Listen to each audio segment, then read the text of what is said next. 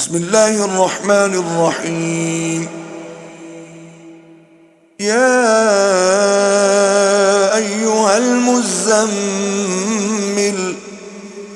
قم الليل إلا قليلا نصفه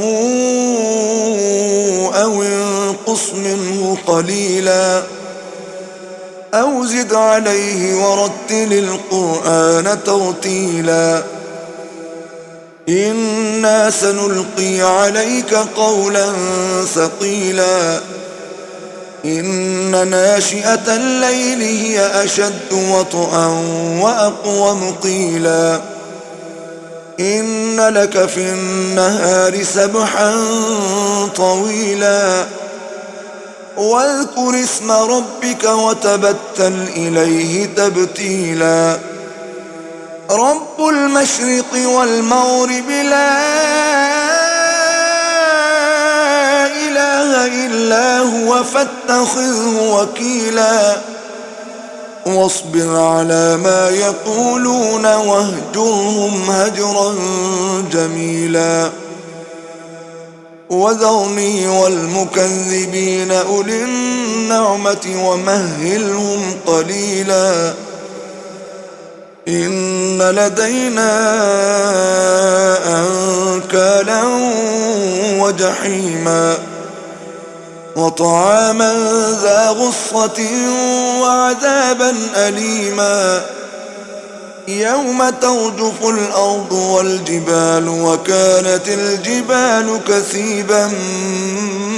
مهيلا إنا أرسلنا إليكم رسولا شاهدا عليكم كما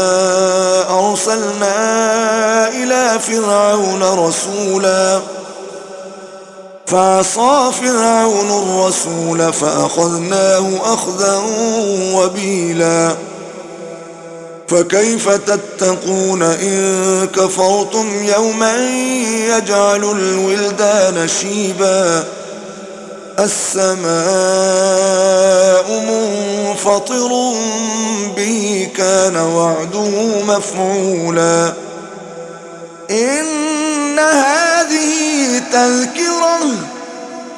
فمن شاء اتخذ إلى ربه سبيلا إن ربك يعلم أنك تقوم أدنى من ثلثي الليل ونصفه وثلثه وطائفة من الذين معك والله يقدر الليل والنهار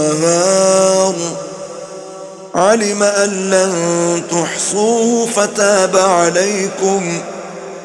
فاقرؤوا ما تيسر من القرآن علم أن سيكون منكم مرضى وآخرون يضربون في الأرض يبتغون من فضل الله وآخرون يقاتلون في سبيل الله